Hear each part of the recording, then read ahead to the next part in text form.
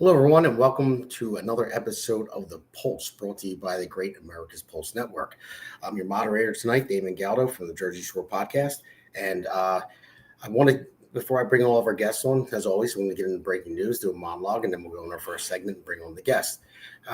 So the breaking news, as everyone knows, the government shutdown. The Senate Democrats voted to reopen the government again today. Even if they shut down yesterday, and you can see that right there. And I don't care what the Democrats say. I mean, I think almost every single Republican, voted to keep it open, but there's only 53 Republicans in the Senate, and they need 7 Democrats. They need 60 votes to keep the government open, or at this point reopen it. So that's where we're at with that. So from here, I want to go into my monologue, and again, it's about the government shutdown. So here we are again, another government shutdown. And let's be clear about why. Because Democrats would rather put politics over policy, power over people. They've completely lost control of their own party to the far left radicals who now call the shots. The so-called moderates in the Democratic Party, they're not moderates at all. They're cowards. They're terrified of being primaried by their radical base. So instead of serving the American people, they serve themselves, playing to re-election like it's oxygen. It's not about what's right. It's not about fixing America's problems. It's about keeping their seat, their perks, their power. Meanwhile, Donald J. Trump continues to troll them like only Trump can. And let me tell you, it's beautiful, for me anyway. After everything they put him through, well, the witch hunts, fake investigations, impeachment after impeachment, the man deserves to give it right back. And the best part is, I see most of the American people love it. We're laughing, we're entertained, we're nodding along. The left-wing media calls him racist, fascist, dictator, you name it. But here's the problem for them. Those words don't work on him. However, the left shows their hate for America because they know it works on deranged people for validation to murder people. That's what's been going on. The American patriots are done hearing it though. They've drained the power out of those words, and they're taking America back, and that is the great thing. I mean, and at the same time, like I said, it's hilarious. Trump is like a guy with a flashlight on the carpet, and the Democrats are the cat chasing it around, frantic, clawing at nothing, falling for it every single time, and they really do. And the media plays along too, running themselves in circles, angry, desperate, while Trump controls the game with a grin. And let's not forget about our friends over at the NFL too. This is what I want to talk about in the last segment. So, I mean, you think after years of plummeting ratings and ticked off fans, they'd have learned their lesson. Now, I want to say I used to be a season ticket holder for the Eagles. I was the biggest Eagles fan ever. As soon as they started getting political and all that stuff, I gave up my tickets. My wife thought I would never do it, and I said, watch me. And I stopped watching football for that reason. But no, they keep caving to the woke mob, and this year's Super Bowl halftime show is shaping up to be another woke lecture disguised as entertainment. Nobody tunes in for politics at halftime, but the NFL doesn't get it. They're more interested in pleasing the elite cocktail crowd than fans who actually buy the tickets, wear the jerseys, and pay the bills. And here's the kicker. In the last segment, I'll show you how it all ties back to Barack Obama, because Barack Obama was one of who mainstreamed this woke as a weapon strategy. He planted the seeds of division of identity politics and the cultural rot that we're watching right now. Whether it's in politics and media and sports, Obama put the blueprint in place, and the Democrats, the media, and Hollywood and the NFL, they've all been following it ever since. But the American people, we see it, we're done with it, and just like Trump's flashlight on the carpet, every time they chase it, they lose more credibility. So with that, we're going to go to our first segment, and our first segment is the government shutdown. Fear looms as politics politics take over policy. So I'm going to introduce our guest. First, I will introduce our host here, Seth Eisenberg from the Conservative Corner. How you doing, Seth? Hey, boss. How are you, Hammer? I'm good. Good. Where's the hammer? Denver? I don't know. My kids took it. They're probably smashing something right now. Good. So, and then our next guest, Elena Barbera from the Base Mother. Hello, Elena. How you doing? Hello. Happy to be here. Of course. Oh. So, all right. And then we have another guest, Jennifer Sharman, who used to be my co-host on the Jersey Shore until she abruptly quit and left me to dry. No, just kidding. So, but we had a great show together when we started it. So thank you, Jen, for coming on. I missed you guys, so I had to come back. Yeah. All right. So let's bring everybody on. So before we get started into this segment with the government shutdown, I want to say that they're making politics over policy. That's why the government shut down. It's not really about policy. It's about politics. So I want to play this very first clip, and then we'll go from there. Now, we've had a few shutdowns before, and every shutdown is different, but most shutdowns are a combination of both policy and politics in varying degrees. This shutdown, in terms of policy, makes absolutely no sense. So there you see it there. And it's about politics. And the reason why it's about politics is because if everyone remembers Chuck Schumer, when he voted to keep the government open last time, he got trashed by his party. So now he's afraid that he's going to get primaried by like AOC. He's going to lose his seat. So I think that's the case. And I really believe that is the case. So Elena, what do you say about that? Well, I think they just wanted to have a chance to have a talking point, and this is a perfect thing. You know, if they had just agreed to the continuing resolution, keeping the existing budgets moving forward, there would have been nothing to talk about. This gave them a chance. You know, you start throwing around the word shutdown, and everybody acts like the earth is going to stop spinning, which it doesn't. And so it gave them a chance to get some of their talking points ahead and get some airtime. That's exactly what this was about. They just wanted to show their constituents that they were fighting, when actually all they did was create a fight that didn't need to be had. And they're just coming out looking like absolute goons. Yeah, I know. And I think it's going to hurt them. I don't understand why they still stick to these 80-20 issues. And Jen, I'll go to you next. I'm going to play a clip first, but I'll wait on the clip because I want to ask you, because you're a nurse and you deal with healthcare a lot. So a lot of what the Republicans are saying, with the president, the vice president, and the speaker, they're saying that they're trying to sneak in free healthcare for illegals. And they talk about how much wait time you have in hospitals and urgent cares, because there are a lot of, and Pete, actually, the same thing. He's a nurse. He says there's a ton of illegals that come in there and they still get healthcare. So I don't know. I know that some of them do, as far as I know, we're a sanctuary state. So what do you know about that? Well, so yes, I am a nurse. I actually work for Medicaid in PA. And I will say that we have been known to give healthcare to illegals. I've had patients as a case manager of members, that basically is what we called them, that were here illegally. And, you know, it does happen. But however, right now, though, we are seeing our numbers drop. So because of the changes that Trump has made, so our membership has dropped. However, that doesn't mean my company is not the only Medicaid company around. There are other ones that are out there, other states, of course, like the sanctuary states like New Jersey probably have more members than we do in PA. But and that's just a possibility. Obviously, I don't know that for a fact, but I'm just guesstimating here. But it is wrong. It overwhelms our system. I mean, to be honest, our system would be overrun whether they have health insurance or not. Or, we're not supposed to turn away anyone, whether they have insurance or not. We're supposed to take care of them regardless.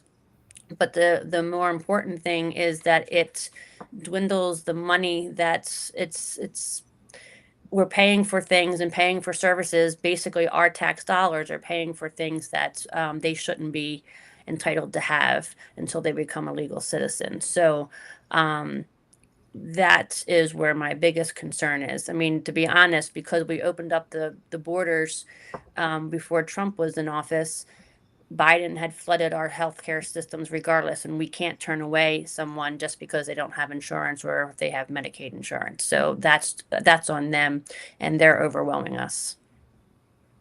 So, okay.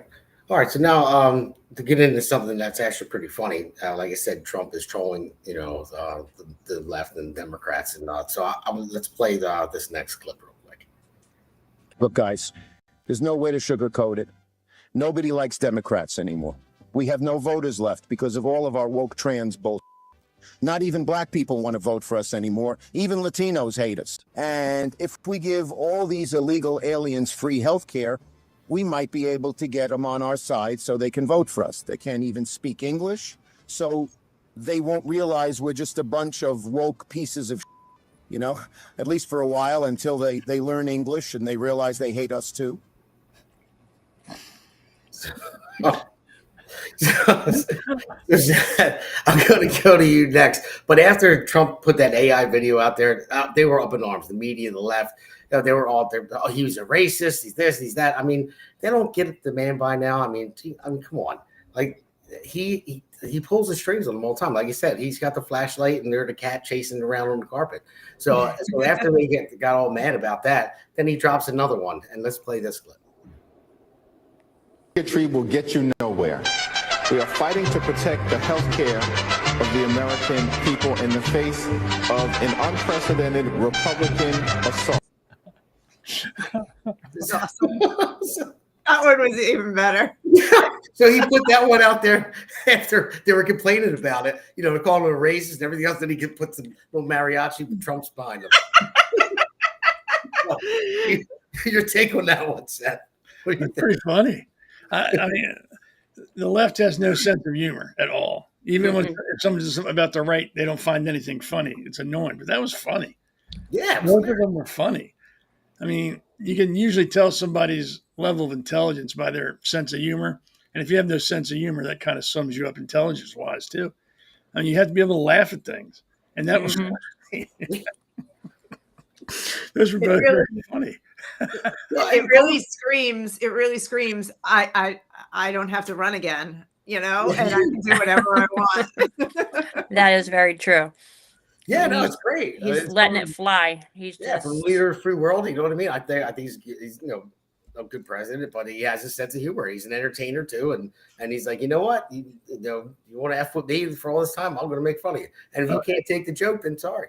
I wanted to mention something about hospital wait times. I was in the hospital Friday night. I was talking to a guy who'd been in the waiting room for 9.5 hours. Wow. He'd seen the triage nurse, and that was it. 4 people left while I was there because they'd been there for 7+ hours and said, we're not waiting anymore. We're going to go somewhere else, or I'll wait to go see my doctor. I think I was there 4.5 hours before I actually got pulled back into the holding cell, or whatever they call it, the ER. And I'm telling you, it wasn't busy. Maybe 20 people in the waiting room, maybe.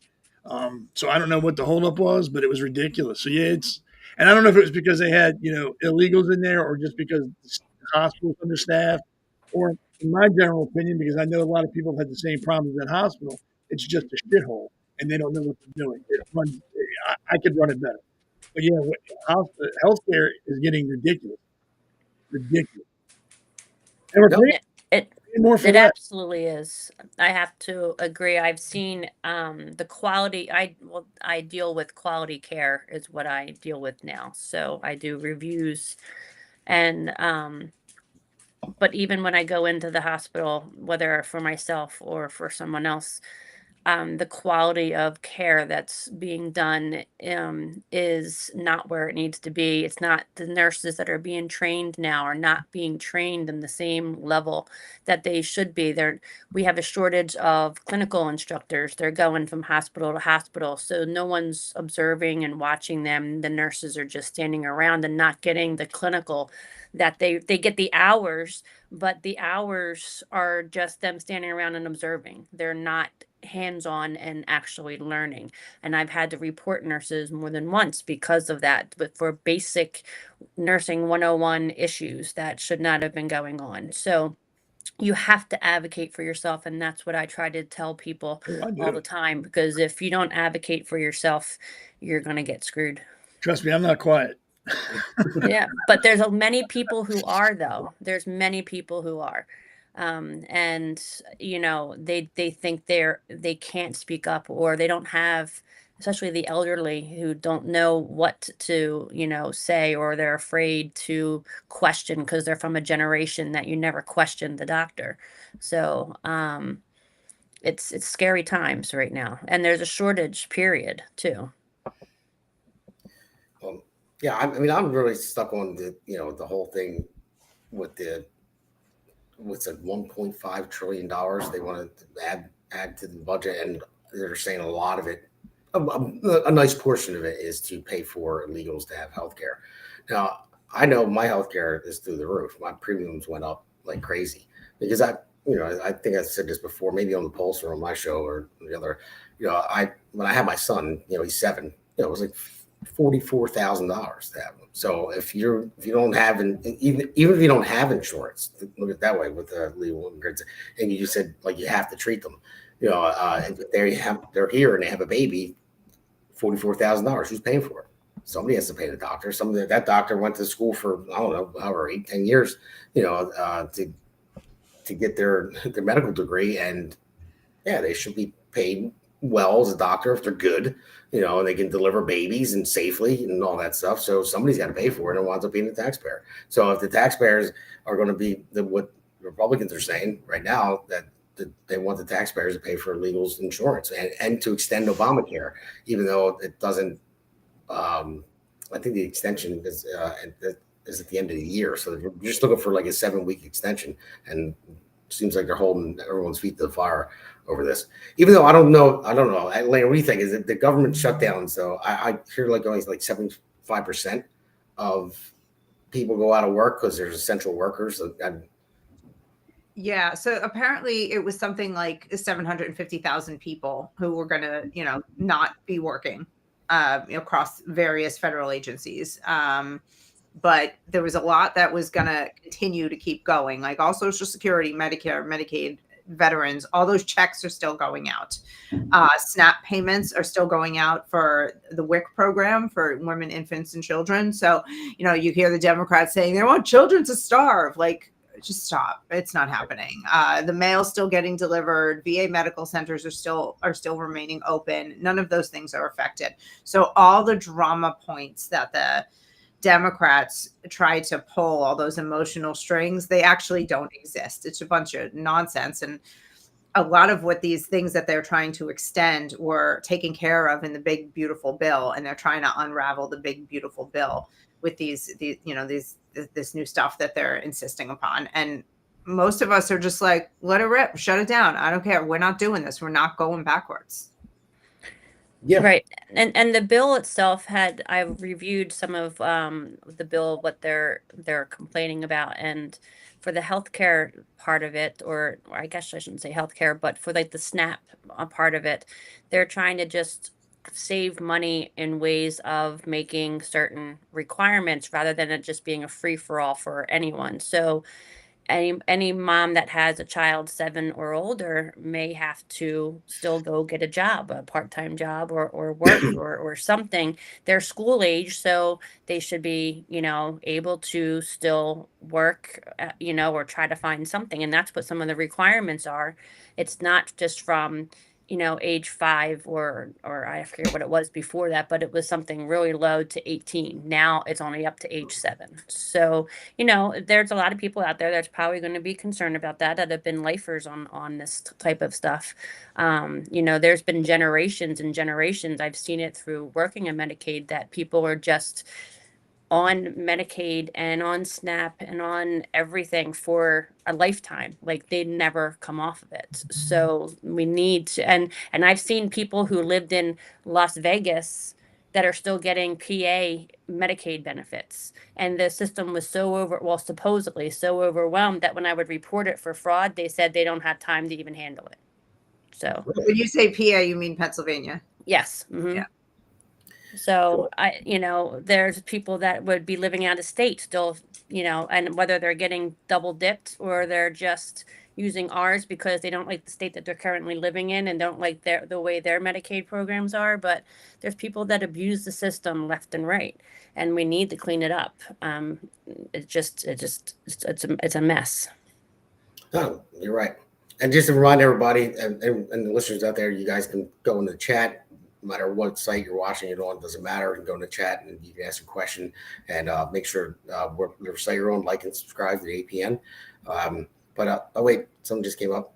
I think we got Hakeem Jeffries went at Trump today and he said, say it to my face. And he had a whole press conference about it. I think we got a rebuttal from Trump right here. Okay. The Democrats and the fake news media are just losers. They're stiffs. Jeffries can't take a joke. Or was it a joke? He wants free health care for illegals while hardworking Americans pay the bill. He's the joke. What a crybaby. He can suck on an avocado while he cries himself to sleep at What?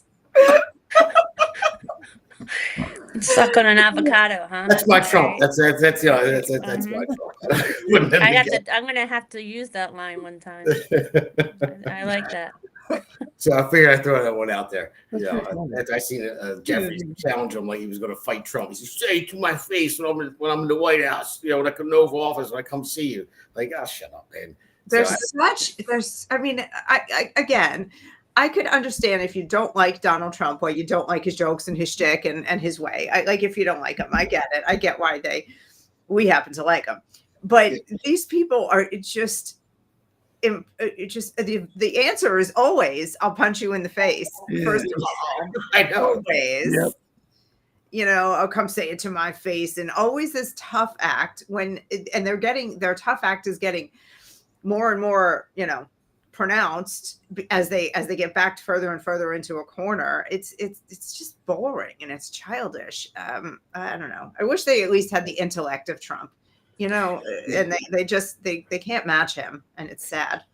No, they can't use their words. They have to resort to violence all the time. The Democrats and the progressives, when they can't win an argument by actually just having a conversation, they resort to all kinds of stuff. Like I've experienced it myself, even on social media when I was running for Board of Ed. Like I would give reasons and then they just lash out. They do all the hate. They call you every anti this and that, and they just start like making threats, and it's just they have nowhere to stand hateful. on. That's it's the thing. hateful. You look at people like Maxine Waters with that thing that lives on her head, saying "get in her face." I'm like, well, that does scare me a little bit. If she got in my face, I'm telling you, I would get. I would think that whatever's living on top of her head, it's like that alien movie that just jumps in your face like this.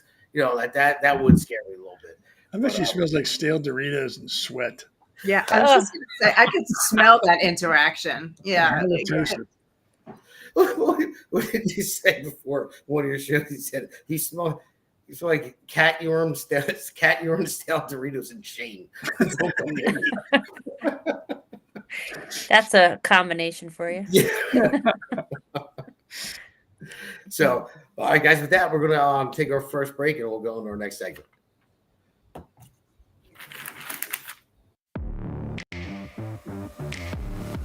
The APN's The Pulse Podcast is hosted by Alexandra Levine from the Alexandra Levine Life Podcast.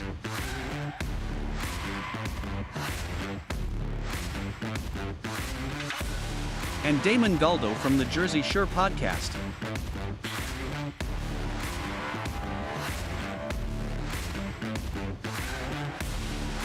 And Seth Eisenberg from the Conservative Corner podcast. Also, there will be 2 additional guests on every episode. The Pulse is live every Wednesday at 8 p.m.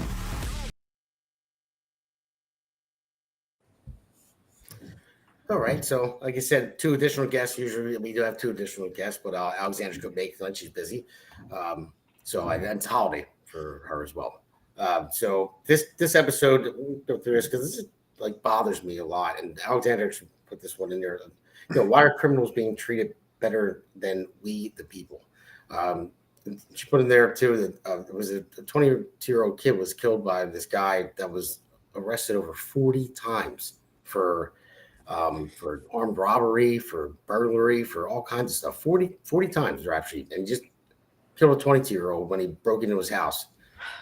And it's like, when are they going to stop with the soft on crime policies and realize that it doesn't work anymore? I mean, when are they just going to start throwing criminals in jail? I mean, it's the same thing. I hate to beat on the illegal situation again, but it's like they don't care when you have illegals murdering people and committing crimes and all that stuff with Jocelyn Lingori and Rachel Moran and all of them. And it's just like, I don't know. I don't get it. So I'll go to you, Jen, first. Okay. Well, no, you're right. I mean, I don't want to have to say again about the illegals either, but that is a main issue because we've had a humongous, ridiculous amount of illegals that came into this country, and a lot of them were criminals. It was the worst of other countries. So that is a real threat. And you have a lot of these really a lot of these progressive Democrats. I call them the progressives because a lot of them they do the paid protesting, and they ship people in and bust people in all over the place, and they incite the riots, they provoke people, they want that kind of attention, and a lot of people fall for it. So that's also part of the violence. And all you ever see on the mainstream media, not this network, but all the other mainstream networks, all you see is the negativity. So it makes you feel hopeless that there's nothing else out there. And then you have the failed policies of like things like in New Jersey and New York and California and many other states that have all these failed policies that the rapid release programs and things like that they don't actually work, and it's just recycling the garbage back into the street. Yeah, no, you're right about that. And then, and Seth, I'll go to you with this one too. I mean, they are, like Jen said, they are failed policies. They're letting criminals out early. And this is on the left. They're left-wing policies or Democrat policies. I don't know of any Republicans that are for this. I believe that if you commit a crime, you should be punished for it, and you should go to jail, serve your time. But why do they love criminals more than citizens? Like, what are your thoughts? I don't know why. I don't know why they love them more than citizens. I mean, you got Gavin Newsom, who's been writing pardons for murderers and rapists because, well, he's teaching people how to read in prison, or he's been a good guy in prison and he's leading Bible study or stuff like that. You know what? I firmly believe some people can be rehabilitated. I believe that. I don't think some people are just born evil and they're not going to change. Some people make mistakes, do stupid shit, and I think they can change. But the point is, if you were sentenced to 20 years, guess what, Slick? You're doing 20 years. It's great that you've changed. It's great that you're helping people. That is awesome. When you get out, that should help you find a job in the real world. But that'll happen in 20 years. If you get sentenced to life, you're not getting out early because you're teaching people to color in the lines. You murdered people. You can never come back into society. We can't trust you, so you're going to do life. There's no getting out early for anything. And I think that's half the problem. I mean, I think I read somewhere murderers do an average of 12 years in prison. They don't even do full terms anymore. And it used to be prison was rough. Now prison's like sleepover camp for most of these people. It's like a goddamn family reunion. They're going in to get back with their father or their brother or their uncle or something like that. I don't think people should be tortured. I don't agree with torture, but I think prison should be as close to hell on earth as it can be without being tortured. You should never get out of your cell. You should be fed the bare minimum to keep you healthy, and that's it. You don't get to work out. You don't get to go to school. You don't get to do all sorts of things. You stay in your goddamn cell for 23 hours a day because you've done something bad enough for society to say, look, you can't be with us anymore. You have to be removed.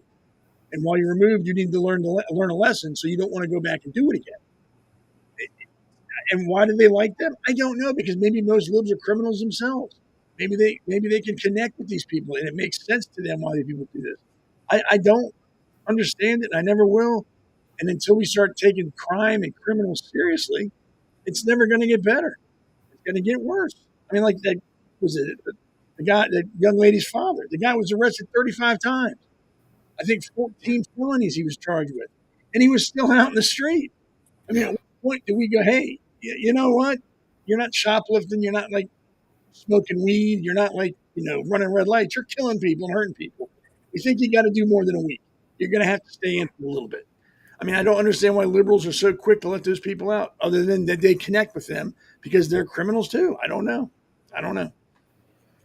I think they're just, Elena, I think they're just nuts. I mean, I look at, when you see some women, they like to write these crazy, even like serial killers. They like to write them in prison and stuff. Do you think that has anything to do with it? Like the liberal women that do that? I'm not just putting it on women alone. I'm saying I think the liberal men are the same way.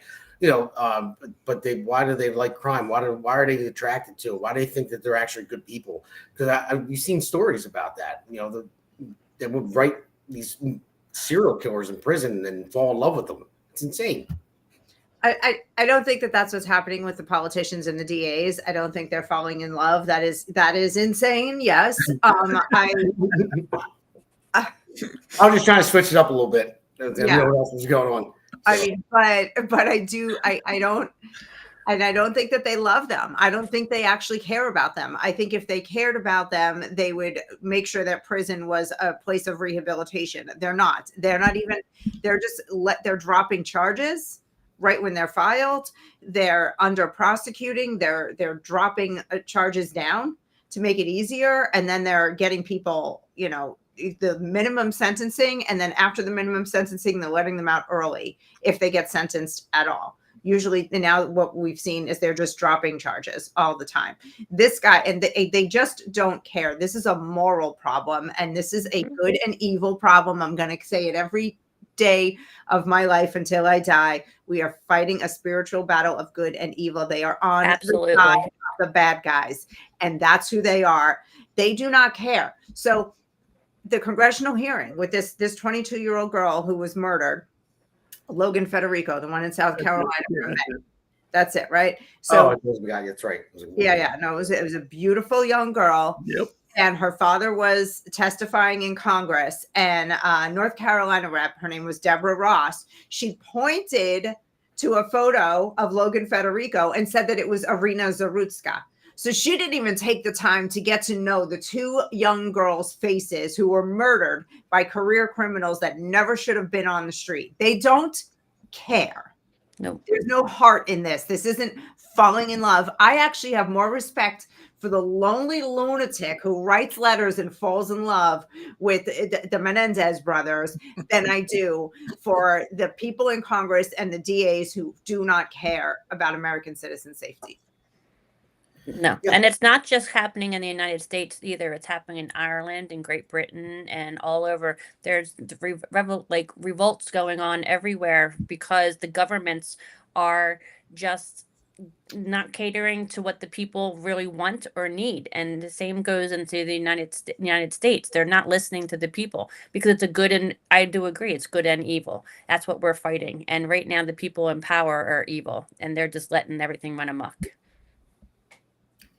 Well, it's kind of scary. I mean, I don't know, Seth. I know you've been around the world. You were in the Navy and stuff like that. I've been in many other countries too. But Jen's right. I see that all. I see it going on. I see the people uprising and over the crime, over the open borders, over. It's like the world flipped upside down since when I was in my generation anyway, in the past, like say 10 years. We saying I'm old. Well, a little older than me, Take it big, very Hey, personally. hey, hey. That's what talking Hey, I'm about. the youngest one on right now. I'm So. probably the oldest. Right. So, I'm like I'm 22 years old, so everyone else oh, is in their please. 30s. No. The problem is there's no accountability for anybody now. None. Do what you feel. If it feels good, do it. Screw the other person.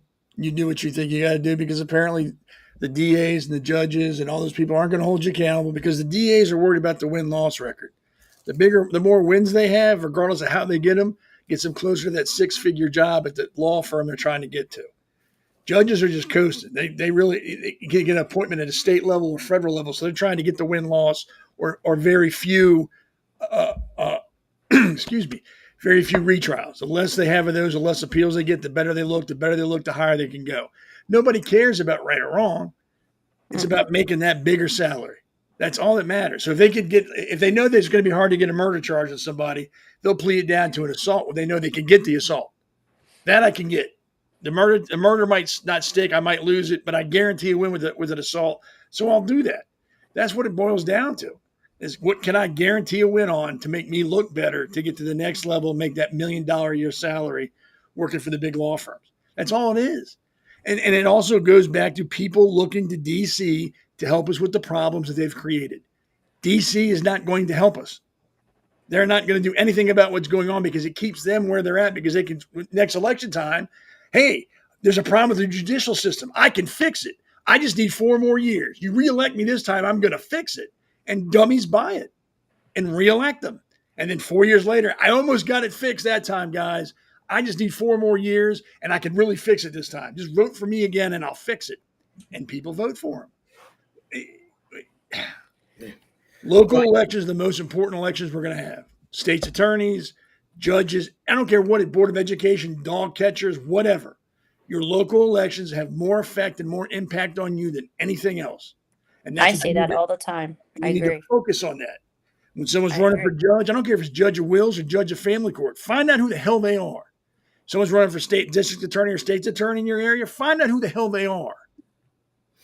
Stop just going, oh, he's a Republican, I'm voting for him. Oh, that's a Democrat, I'm voting for him. Take the time to find out who's running your court system. Take the time to find out who's running your education system. Stop voting R or D. It's ridiculous. And this is what happens. And I'm not just talking about Democrats. There are Republicans who are weak on crime too. It's not just one person, one side screwing up. It's the whole goddamn party that's screwing up. Everybody's screwing up. Republicans aren't fighting hard enough. Democrats know it, so they keep doing it. They hold hearings. People screaming, yelling, call names. I'm going to do this, going to do that. Like I've always said, that's over. They all go drink beers and laugh. Nothing changes because we don't expect it. We don't demand it. We become complacent. That's as a people, we become complacent. We don't educate ourselves. Plus, the education system has stopped teaching people, like the kids in school, about local government and how a government's supposed to run, and they just want you to be reliant on being told. They're basically grooming a bunch of bobbleheads. They just want you to be reliant on the federal government and not think for yourself and not do for yourself. And that's what we're having now, is a bunch of narcissists that are just yesing and wanting the government to spoon feed them everything. And nobody knows how to run a local government. And when I got involved in politics, I was naively, I knew there would be corruption, but I never imagined the amount of corruption that's taking place even on the local level. It's ridiculous. It's worse than the national level. So most definitely. I think the national level affects more people. It's right there as a tie. Well, Jen was involved with the I'm saying it's everywhere. It's Republicans. Terrible everywhere, and I don't think local is any worse than national. Look at these people have hundreds of millions of dollars with insider trading and everything is backroom deals with corporations. They're making big money there. At the local level, we got a lot of corruption, but they're making 10 grand here, 20 grand there. It's small. There's a lot of favors, a lot of palms being greased, a lot of, all that stuff, a lot of lies. And really, to me, there's one big uniparty, and then you have some conservatives and you have some progressives, but the Republicans and the Democrats are pretty much all the same. You just have some varying degrees of it. Now, I watched a special. I can't remember if it was on Netflix or Hulu or something. It was about a town, and there was a guy in the town who was like a bully, would beat people up, steal money, small town, and everybody's afraid of him. The police wouldn't do anything. And before I go on, I want to preface this that I do not condone vigilante violence. Don't condone it. Don't think it should ever happen. Call your local police department. But the town got fed up with him, and 3 guys caved his skull in with a baseball bat in the middle of town. They got tired of him, drug him in the middle of the town. 3 guys beat him to death. Nobody saw anything, officer. We were all in the bar. We were at home. We didn't hear or see anything. We don't know what happened to that guy. Everybody loved him. We don't know what happened to him. That's a shame. They have never closed that case. Never closed the case. Town full of people. I think it was like on a Saturday afternoon. Man is beaten to death in town square, and I didn't see a thing. I don't know what happened. The guy was But now there's too many eyes in the sky, though, for that. There's eyes everywhere. Yeah, but like the old saying goes, it's not what you know, it's what you can prove. And just because you see something doesn't mean you can. If I see you do something, but 50 people say, no, that wasn't him, he was with me. And I'm not condoning vigilante violence. I'm not condoning it. Not at all. Don't think it should happen. But that guy's not going to rob or steal or rape anybody ever again. And I'm not paying thousands of dollars a year to feed him and clothe him. I'm just saying. We need to have a government that does the right thing to keep us living free and safe. And we don't have that on any, really, we don't anywhere. I'm here in Florida. I feel like I have a sheriff who is very strong, does a good job. And, the police here in parts of Florida, not all Florida, there's some progressive towns in Florida where, it's all, rainbow sidewalks and stuff. And everything is, free, free to do crime. But I do feel safer here than I did when I was living in Boston. But every single American should have the right to walk down the street and feel safe laying their head down at night. That 22-year-old girl, she was at her friend's house. The guy broke into the house. Mm-hmm. She was executed for her credit cards. No reason for that. Right. Well, down in Florida, you got the cool sheriffs and the cops when they go on to the press conferences, and they said, if you hit a cop, you're going to jail. If you run, you're going to jail tired. I don't remember that whole spiel one sheriff did in Florida. It was great. One of them was like, if you hurt a cop, you're going to the hospital, and then you're going to jail. Yeah. And then in New Jersey, you don't have that here. I believe the last I heard, there was laws that if a criminal runs, the cops are not allowed to pursue. They're not allowed to chase. They're not allowed to give chase at all. A lot of jurisdictions do that now. Depending on the crime, they won't chase you. And even then, if it gets too dangerous, they have to back off. Mm-hmm. Yeah. And even if someone breaks into my house, if somebody breaks into my house, I have to retreat. Yeah. I can't defend myself. That's how Maryland is. Unless I'm backed into a corner and I can prove that I'm backed into a corner and how to defend myself. Got to get out of there. And you have to prove that your life was in jeopardy. Just because they break in your house does not mean your life is in jeopardy. Just because they have a weapon doesn't mean. Yeah, just because they have a weapon, that doesn't mean that your life's in jeopardy. Yeah, it's ridiculous. It's backwards. Well, I have corners everywhere in my house, so I'll be backed into a corner. I got a bad foot off, so I couldn't run. I just took my 12 foot out and cut him in half. So, all right, guys, let's take another break, and we'll go to the next segment. America's Pulse Network. The mainstream media is bought and paid for. The truth is twisted to fit their agenda.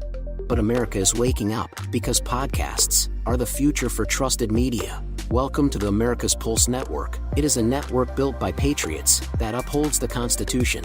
The America's Pulse Network stands for God, truth, and the America First movement. There is no corporate propaganda, no government spin, just real news, real talk, and real voices fighting for faith, freedom, and the future of this great nation with common sense. Here are some of America's Pulse Network podcasts. Alexandra Levine Live, hosted by Alexandra Levine. Jersey Shore Podcast, hosted by Damon Galdo. The Conservative Corner, hosted by Seth Eisenberg. APN's The Pulse, hosted by Alexandra, Damon, and Seth.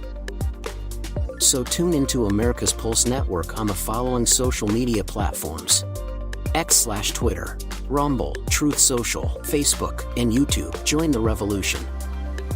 Because the pulse of America beats for God and country. America's Pulse Network is for faith, family, freedom, and truth.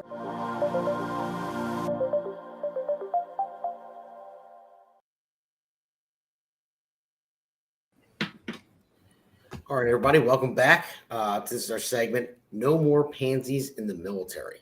So we're probably going to have fun with this segment because Pete Hegseth and Trump, they gave a speech about this. And a lot of people were up in arms. I remember I saw it on The View today. They were saying, why does Pete Hegseth want people to be in shape that are in the military? I don't know. It's ridiculous. But I'm going to play this clip and then we'll talk about it. So let's roll the first clip.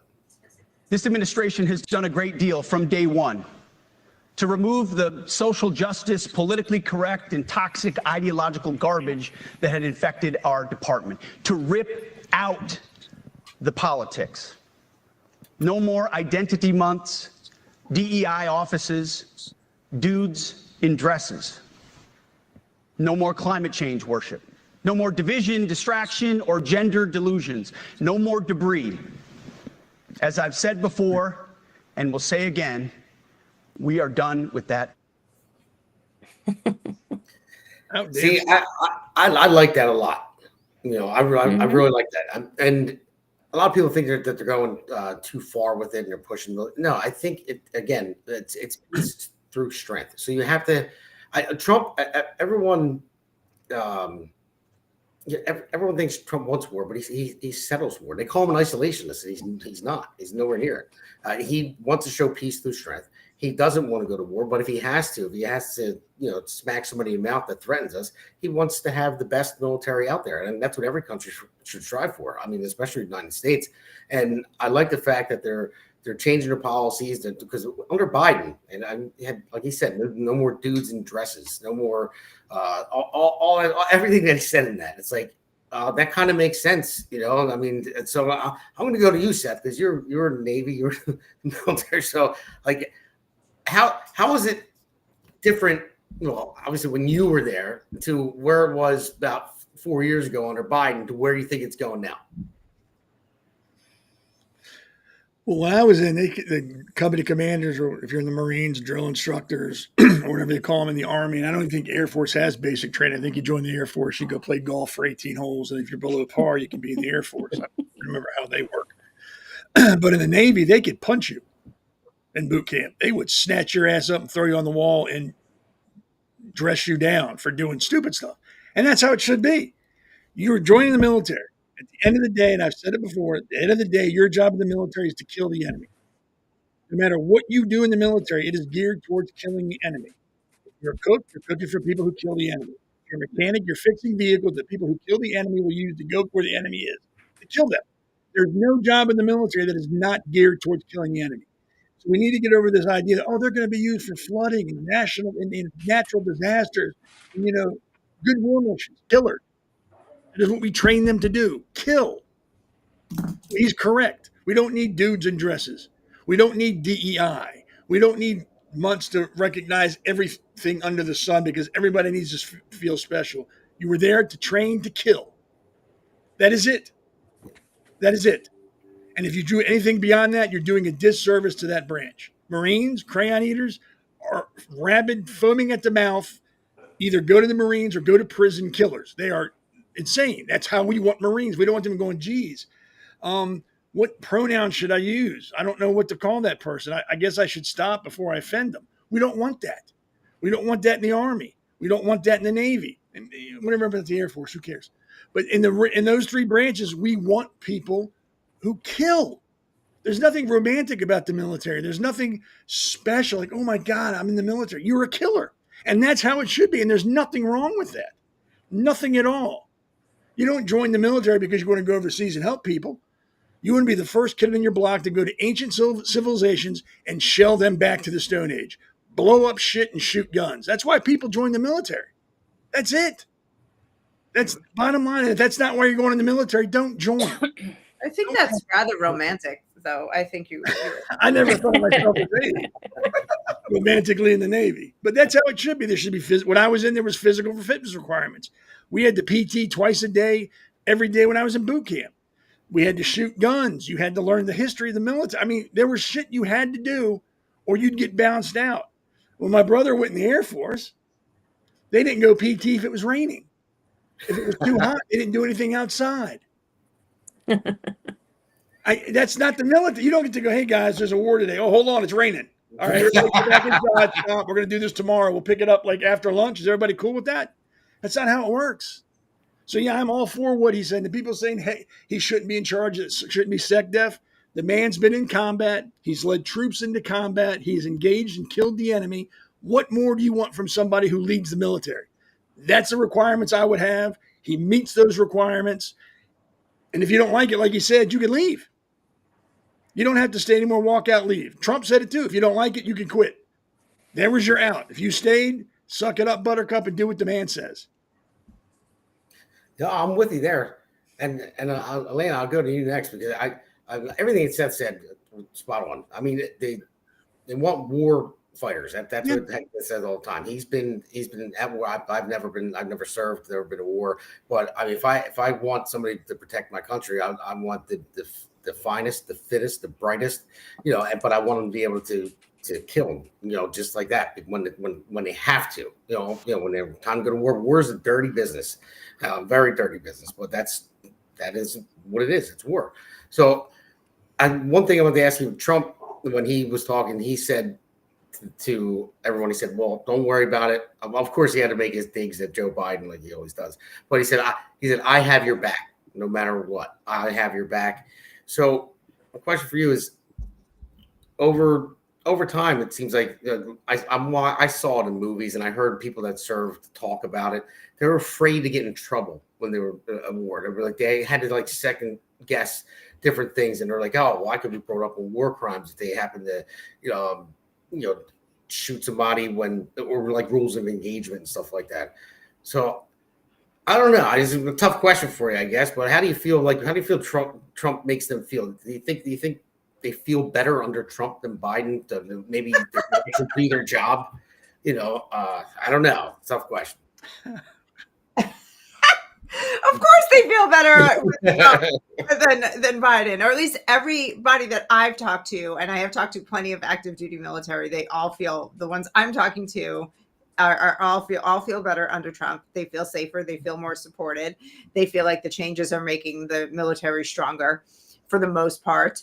And they also enlistment numbers, I should say, are up. And so obviously there's a general feeling that, Trump is winning.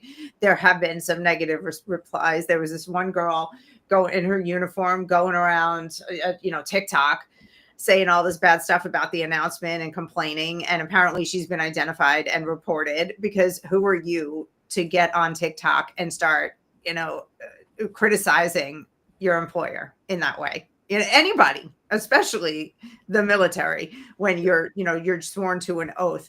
I am thrilled that he is eliminating different fitness standards for men and women. I always found that to be absolutely appalling, and did not sleep as well at night knowing that somebody like me could be put on the front lines with my skinny little arms just so that they could fill a quota. Are you kidding me? And I'm not saying that some women can't do it, but you have to meet the standards. And I hope that this finally takes over every police department, every fire department, every trash collection department in America. Enough with lowering the standards for women and just whoever. We're just going to keep lowering the standards, and everybody gets to paint their nails however they want and express themselves. No, you're part of a team. This is, especially in the military, an extremely serious organization and mission. And they all need to learn how to get yelled at again. I'm going to stop ranting in a second, but that's another thing that I hear from higher ups in the military. All of a sudden, the past 10, 15 years, they got to be very careful what they say to everybody, not to hurt anybody's feelings. Get bent. What do you think that somebody shooting at you is going to care about your feelings? You got to toughen these people up. The bullets offend me. This is going to help to, yeah, the bullets are offensive. Yeah. This is going to cull a lot of the dead weight. We're going to separate the wheat from the chaff in the military. This is a great thing. Yeah, well, I don't know if you saw that. Then in the last congressional hearings, Kash Patel they were getting on about the fitness test for FBI, and they were talking about women. He said, our agents are supposed to chase down bad guys, and they were questioning about the women. He said, well, if a woman can't do a pull-up, then that's a problem. That they need to be fit. I'm not to say women can't do pull-ups. I know they can, but I can't. I can't. You can't really. Seriously, I could never do it. Even when I was like a beanpole, I couldn't do a pull-up. I could hang there, but I couldn't do a pull-up. And I've never really tried. Like I've never been very like tough. I would just practice until I can. Who cares? Ew. With my chin just right above it and almost there, not quite, just almost. Well, and see, that's the difference too, Jen. I'll talk about that. Women in the military, no, yes, should be allowed in the military if they want to. Yeah, if they can do, if they're good enough, if they're strong enough, smart enough, or maybe they go into a different department if they're very smart, or whatever they're good at. Yeah, should they be involved? Absolutely, I would say so. But what do you think? Because for me, and this might be something to come around with you, Seth, after Jen goes. For me, if I'm in the military and I'm fighting next to a woman who's a soldier, I think I'm going to think different. Make different decisions. Because I'm going to want to protect, as a man, I'm going to want to protect the woman. And I think it may change, my decision thinking a little bit. What do you think about that? I think, well, I come from a military family. I have my son's Army Reserves. My other son is ROTC Air Force right now at Virginia Tech. My husband's a Marine. I have Army and Navy everywhere. Marines, they're all everywhere. So, all of them are men. I don't have any. Actually, that's not true. I have one friend who's a Marine, who's a woman. She was actually in boot camp with my husband. But so I mean, I think when you're training alongside, I mean, I don't have the experience of it, but from what I understand from talking to my friend Jess, they get treated just like everybody else. Like you're expected to be able to pull your own, and you need to be able to instill confidence in your fellow, Army or Marines or anybody, whoever you're teamed up with. So you have to, they're not going to want, I mean, everybody's going to want to protect each other, whether you're a guy or you're a woman. You're going to want to look out for your buddy just as much as you're going to want to look out for the one whether your buddy is a woman or a guy. You're going to want to, that's what you're supposed to do. You're trained to look out for each other. You shouldn't treat someone differently just because they're a different sex of you.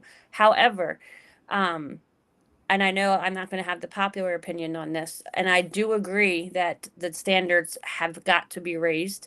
I think that what he's doing is absolutely right, what Hegseth is doing. I think that our military was much too weak. They're a bunch of crybabies. Well, not all of them, but they were training them to be a bunch of crybabies. They didn't want to be, yelled at. I was even talking to somebody that told me that when he was being a sergeant, that they would have to give these red slips instead of yelling at them. Like they had to get these slips of paper that they would have to go and, they weren't even allowed to yell at them anymore. So it was becoming like a nightmare.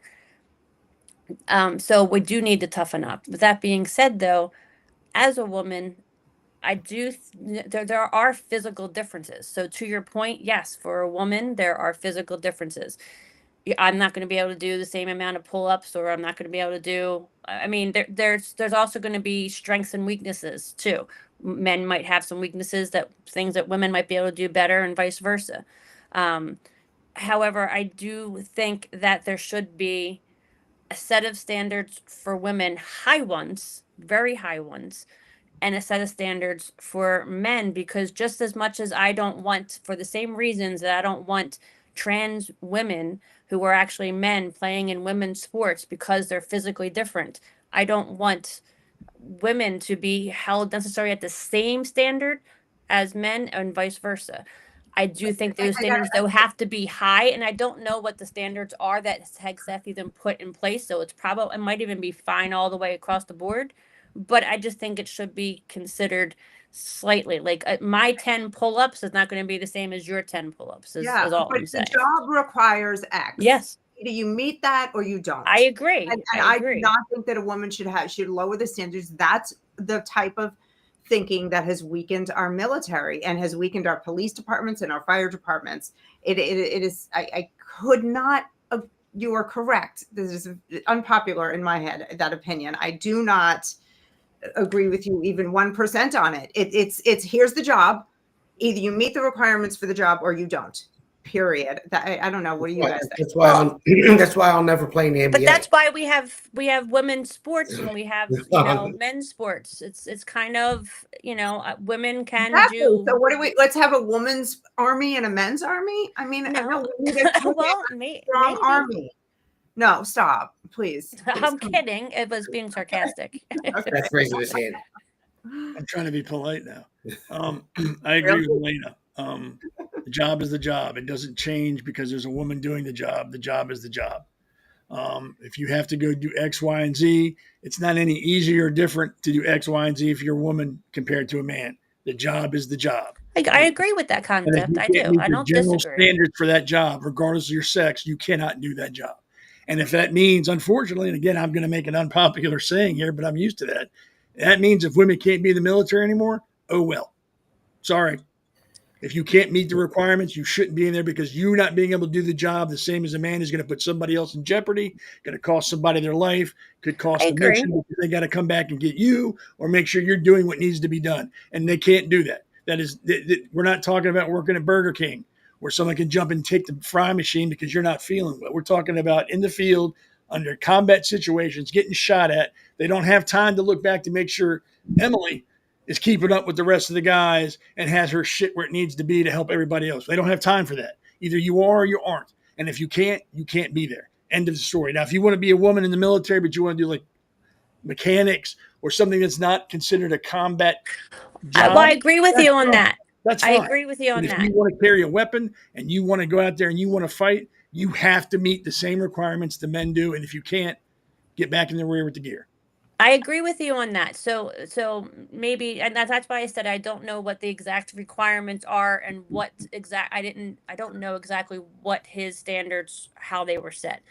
I do agree that for like I'll rephrase it then. Like for combat, if you're talking specifically just for that, then yes, it should be the same level whether you're a guy or a girl. But I just think that going into the military in general, like you said, not everybody's going into combat. There's all kinds of different jobs available into the military. You should be able to maybe there's like certain PT tests for certain jobs and combat has like a higher standard. I don't know how it works now anymore. They can't do that in boot camp. I don't know.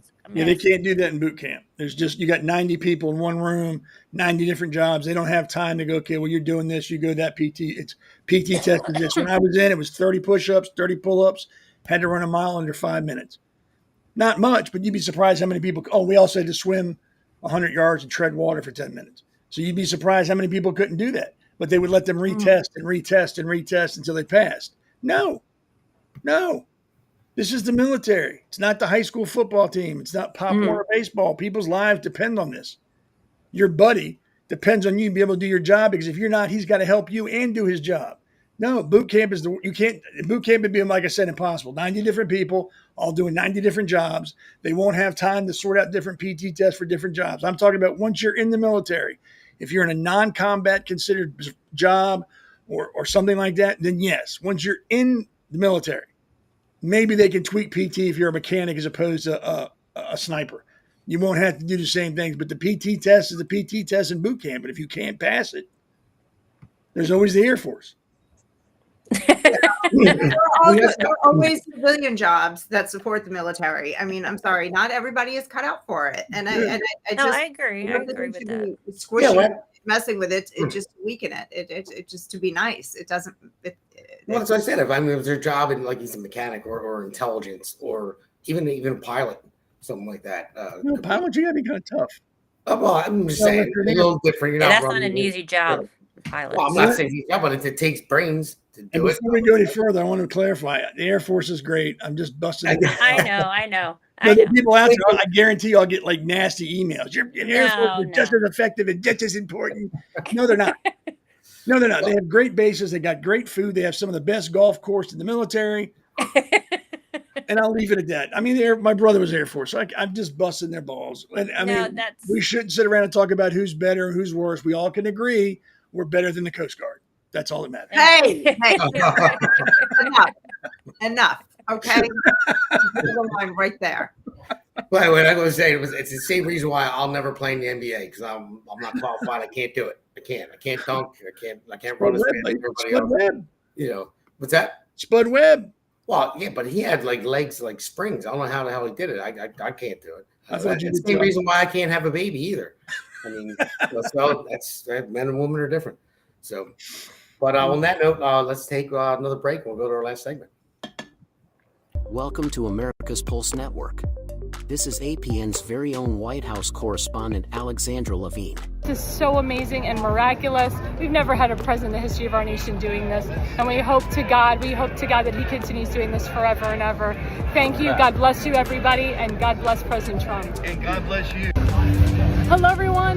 This is Alexandra Levine with the America's Pulse Network. I am the White House correspondent right here in the heart of D.C. as President Trump is celebrating 250 years of America and the military.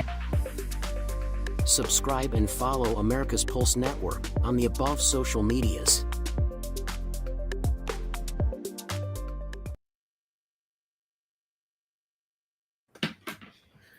All right, everybody, welcome back to the next segment. The last segment. This is celebrities and their demise. Now, Alexandra put this one in there. I wasn't sure where she was going with it. She had Selena Gomez getting married in there, and I think maybe Lane or Jen, one of you guys said maybe the demise was her husband. So, but I don't know where she's going with that one. But I figured we'll ride with it because so I'm going to talk about the NFL. I'm going to talk about how I'm going to bring it back to Obama too as well.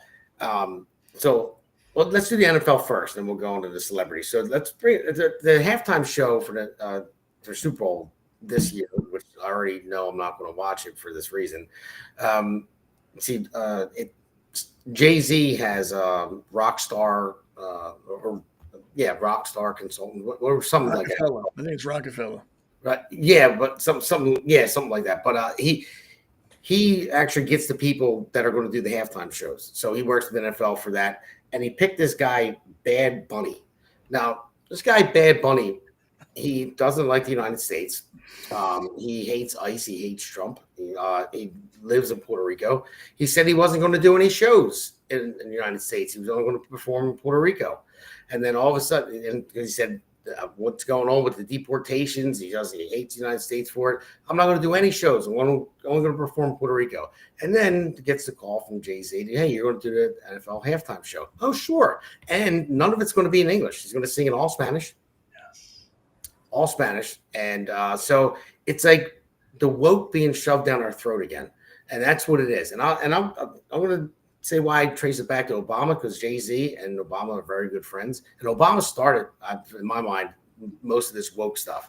You know, when he ran in 2008, it was all about unity. You're black or white, blue, we're all American and all that. And then in 2012, he switched it all up. This whole game change, and it was, Trayvon Martin thing. Oh, he looked like me. It could have been one of my kids, and it was a whole racial thing, and then he started the whole woke thing. So I'm going to put a lot of it on Obama, but I know Jay-Z and Obama are very good friends, and Jay-Z was supposed to be a hardcore, rapper, drug dealer from the streets, and now the dude, I don't know if you saw him lately. He used to be bald. Now he's got like a man bun, and he's all woke himself. But seriously, he looks like a fruit.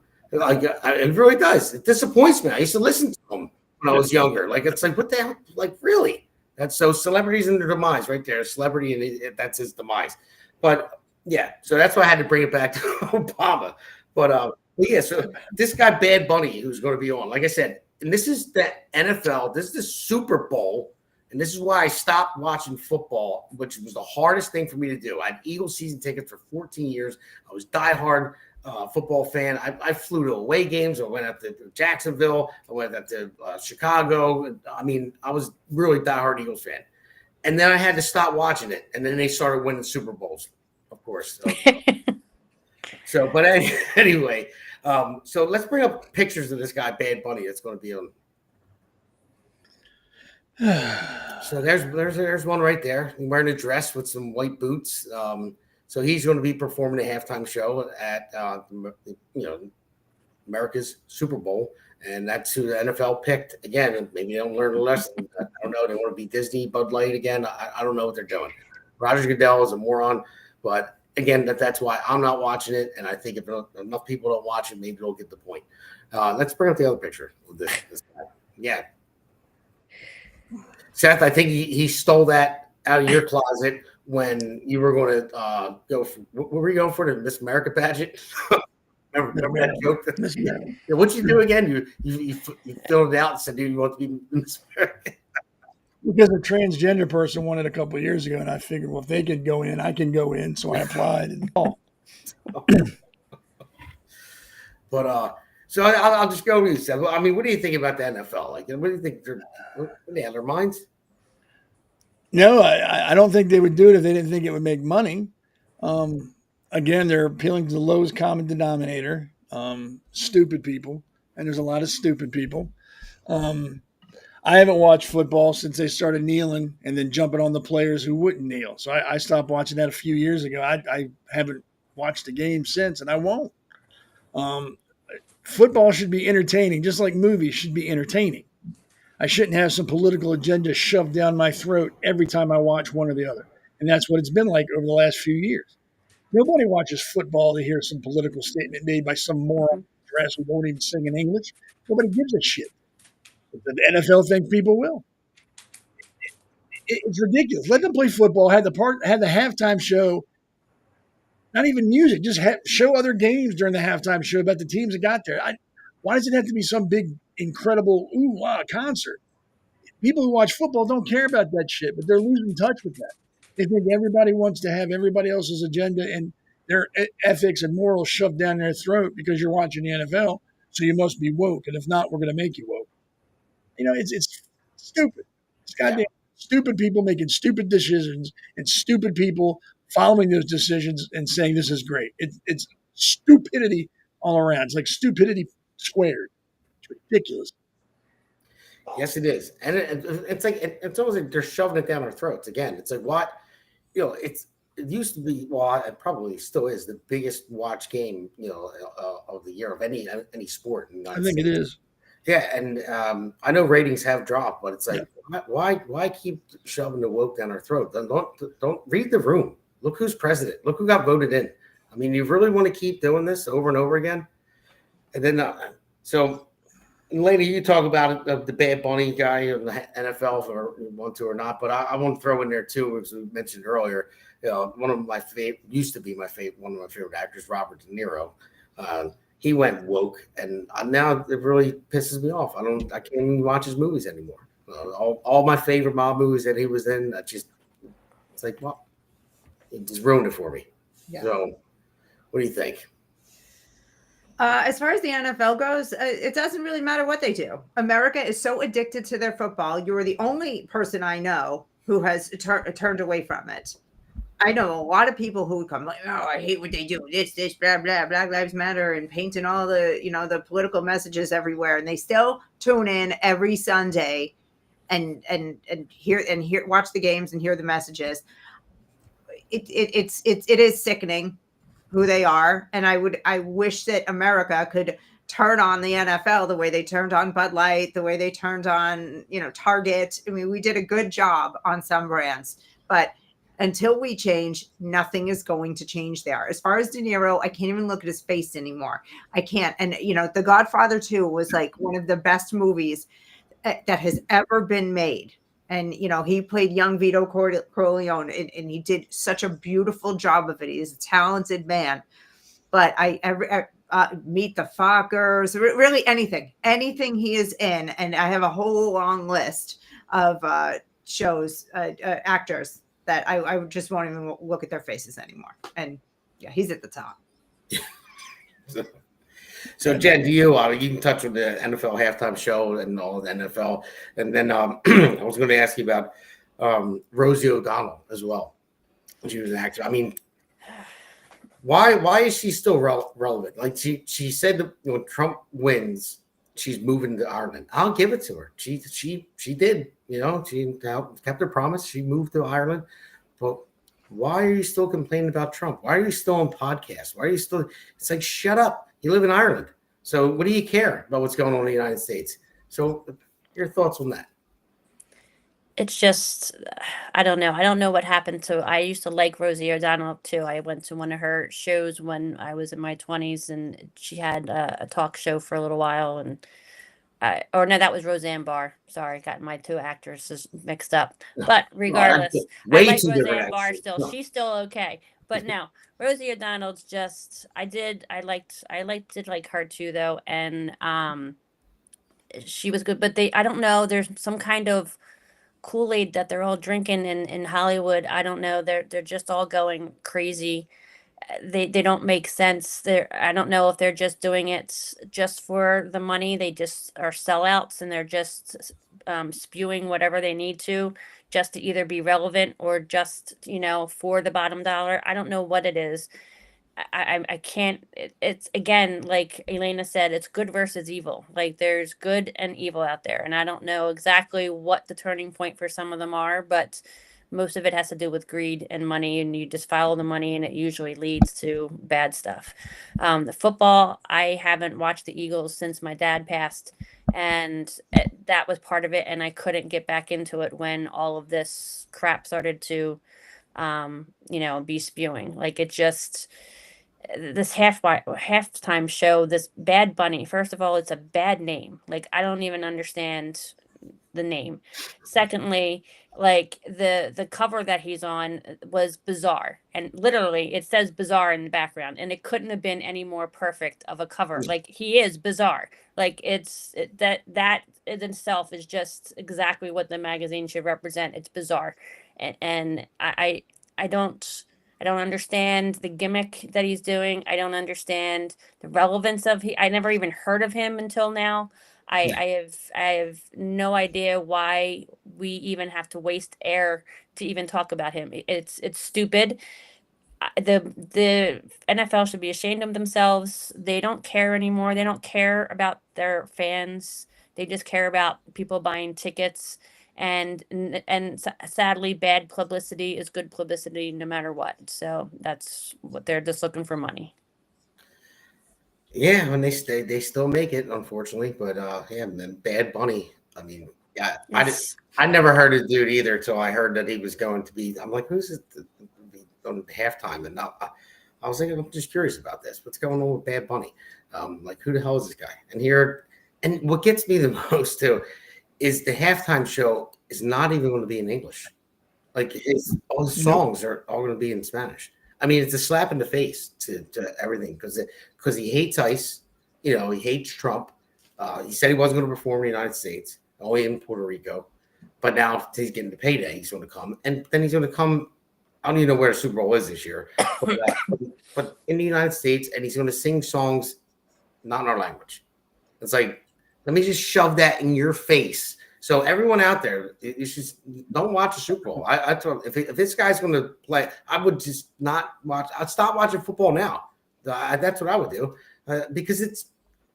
Oh God, it bothers me so much. They're going to shove it in their faces, and I really wish everyone would just boycott them and just have them hurt in the pocket big time, like Bud Light and everything else, and not slap everybody in the face and have someone sing in a different language in our country. It's like, no, like we're done with that. So anyone listening out there, just boycott the NFL. I mean, if you want to bet on it, just check the score on your phone. But other than that, don't watch and give the ratings. Don't buy any tickets because it just bothers me like hell. And Jay-Z with your man bun out there, I can't believe that you have a freaking man bun. You lost your man card completely. Like, I don't know what happened to you. Beyonce, I mean, whipped the hell out of you, I guess. But yeah. So with that, guys, Anything else to say before we wrap it up, or so I'm about to wrap it up? That's it. Well, Nope. Just thank you for having me on. It was a pleasure. yeah, thanks for coming on, Jen. Elena, as always. Seth, as always. So, all right, everybody. So, join us next week on The Pulse again. Same time, same bad channel. And you'll see when our shows are too. After this little run, you'll see, you get Friday. We got Thursday, Friday, Sunday, Monday, Tuesday, Wednesday. So we're every day. So you guys can catch it there. So thank you, everybody, for joining us. And Jay-Z, your man bun sucks. So I couldn't believe it when I saw it. I'm sorry.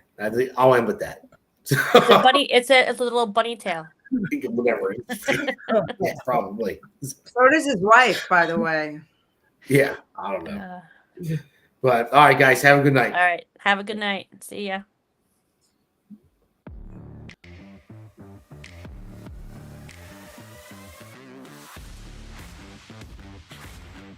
Alexandra Levine Live, hosted by Alexandra Levine. Jersey Shore Podcast, hosted by Damon Galdo. The Conservative Corner, hosted by Seth Eisenberg. Because the pulse of America beats for God and country, America's Pulse Network is for faith, family, freedom, and truth.